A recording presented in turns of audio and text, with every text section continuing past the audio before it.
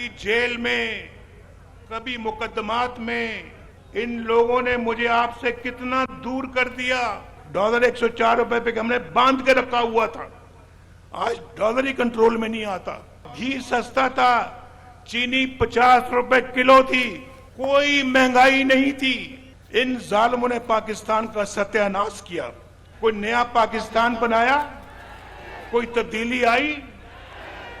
आप भी इस झूठे शख्स के झांसे में आ गए। यार वोट तो आपने दिया था, हुकूमत तो यहां थी उसकी। नवाज शरीफ का मानसहरा में धुआंधार खिताब, कहा वज़ीर आज़म बनने नहीं इलेक्शन लड़ने आया हूं। बिगाड़ने वाले मुल्क बिगाड़ कर चले गए, पाकिस्तान को दोबारा पटरी पर डालना जान जोखों का काम होगा। सूबे को बिगाड़ने वालों को वोट खैबर पख्तूनख्वा के लोगों ने ही दिया था। क्या नया पाकिस्तान बना? क्या नया केपीके बना? क्या कोई तब्दीली आई? मुझे जेल में डाला, मुकदमात बनाए तो लंदन जाना पड़ा। मुल्क के हालात देखकर खुशी नहीं हो रही। मुझे जज ना निकालते तो मानसहरा में खूबसूरत एयरपोर्ट होता। चीफ ऑर्गेनाइजर मरियम नवाज बोली, खैबर पख्तूनख्वा कोई तजर्बा गा नहीं है, कोई आए और तजर्बा करके चलता बने। मैंने बिलियन ट्री सुनामी कहीं नहीं देखा, जो दरख्त लगे हुए थे वो भी काट लिए गए। 10 साल हुकूमत करने वाले खैबर पख्तूनख्वा में 5 अस्पताल ही ना बना सके।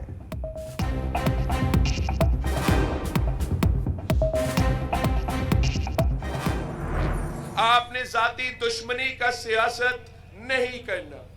आपने किसी के खिलाफ गलत जबान इस्तेमाल नहीं करना। जो गाली की सियासत करते हैं, जो तकसीम और नफरत की सियासत करते हैं, जो आपको अपने भाइयों से लड़वाते हैं, वो इस मुल्क के दुश्मन हैं और उनके पास कोई मंसूबा नहीं है, कोई मंशूर नहीं है। वो आपको लड़वा के ये इलेक्शन जीतना चाहते हैं। बिलावल भुट्टो का तख्ते लाहौर के बाद तख्ते पंजाब का मिशन, साहिवाल जलसे में आवाम को नई ऑफर दे दी। कहा इलेक्शन में सिर्फ 2 जमातें रह गई हैं, इंतकाम और पुरानी सियासत चाहिए तो शेर पर मोहर लगाएं, नई सोच और नई क़यादत चाहिए तो तीर पर मोहर लगाएं। मुझे 4 नहीं बस 1 बारी चाहिए, अगर मुझे मौका मिला तो मुल्क की किस्मत बदल दूंगा।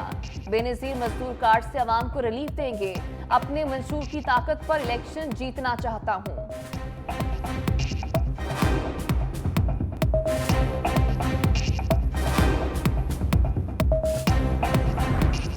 पाक ईरान सफारती ताल्लुकात मामूल पर आ गए। दोनों ममालिक के वज़रा खारजा का टेलीफोनिक राबता।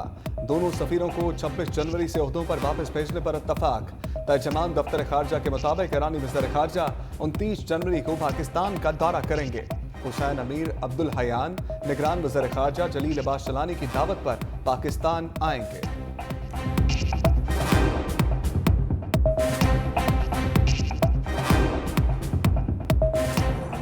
अदलिया मुखालिफ मुहिम चलाने वालों की शामत, नाम ECL और स्टॉप लिस्ट में डाले जाएंगे।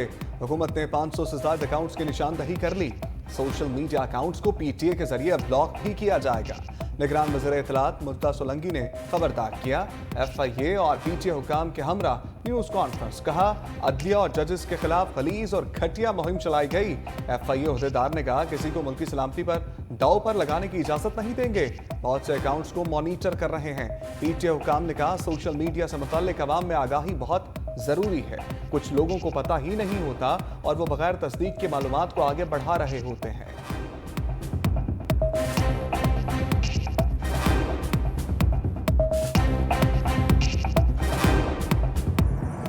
जलसे के बाद PMLN की लीडरशिप जो बौखलाहट का शिकार हुई है, कभी हमें एहसन इकबाल साहब तड़ियाँ लगा रहे हैं, कभी इनके दूसरे लोग, सियासी मुखालफत ज़रूर होनी चाहिए। मेरा मुकाबला ना PMLN से ना PTI से मुकाबला है, मेरा मुकाबला है गुर्बत से, अफलासी से हमें मुकाबला है।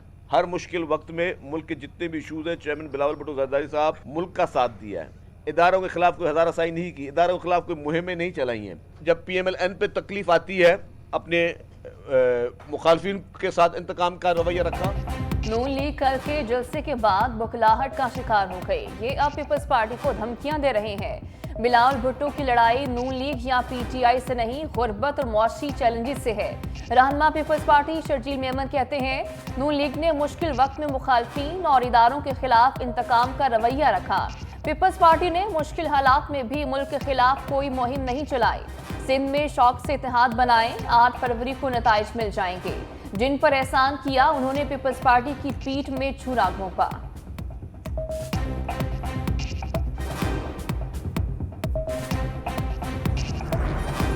फवाद को इलेक्शन का स्वाद ना आया, आम इंतखाबात के बायकॉट का ऐलान कर दिया। इलेक्शन कमीशन को खत भी लिख दिया, कहा इलेक्शन में चुनाव वही ना हो तो ऐसे इंतखाबात के क्या मायने हैं। मुझे गिरफ्तार किया गया कि इलेक्शन से दस्तबरदार हो जाऊं। बिला जवाज हमारे कागजात नामजदगी मुस्तरद किए गए।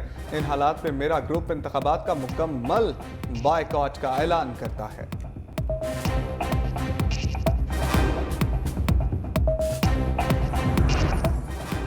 इलेक्शन तो होंगे, सरगोदा के 2 हलकों में इंतखाबात मुलतवी करने का नोटिफिकेशन मनसूख। इलेक्शन कमीशन ने NA 83 और NA 85 में इंतखाबात मुलतवी होने पर फैसला सुना दिया।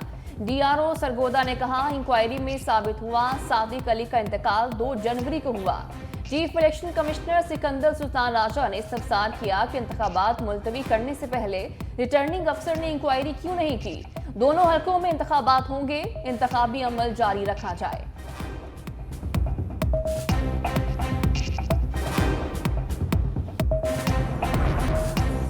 सिंध में आम इंतखाबात के दौरान अमन अमान बहाल रखने के लिए फंड्स की मंजूरी। निगरान वज़ीर आला सिंध मकबूल वाक़ई काबीना इजलास से खिताब करते हुए कहा अखराजात अमन अमान की देखभाल पर खर्च होंगे। खाने, पेट्रोल, गाड़ियों की हायरिंग और मुरम्मत की रसीदें महकमा दाखिला पेश करेगी।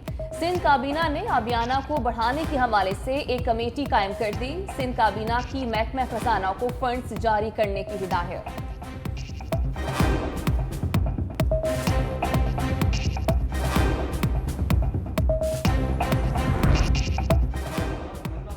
केस में वफाक की मुतफ़र्रिक दरखास्त मंसूर। सुप्रीम कोर्ट ने धरना कमीशन से 1 माह में रिपोर्ट तलब कर ली। इलेक्शन कमीशन ने 11 वॉल्यूम्स पर मुश्तमिल अमल दरामद रिपोर्ट सर्वमोहर लफाफर में जमा करा दी। सुप्रीम कोर्ट ने कहा फैजाबाद धरना इंक्वायरी कमीशन की कार्रवाई मुकर्ररा 2 माह में मुकम्मल नहीं हो सकी। अटॉर्नी जनरल के मुताबिक कमीशन 14 फरवरी तक तहकीकात मुकम्मल कर लेगा।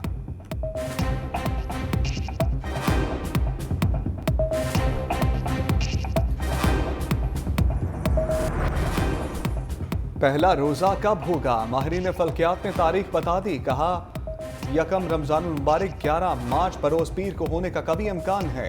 इस बार रमजान में 4 मरतबा जुम्मतुल मुबारक आएंगे, जबकि जुम्मतुल विदा 5 अप्रैल को होगा। महकमा मौसमियात के मुताबिक इस बार रमजान में मौसम खुशगवार ही रहेगा।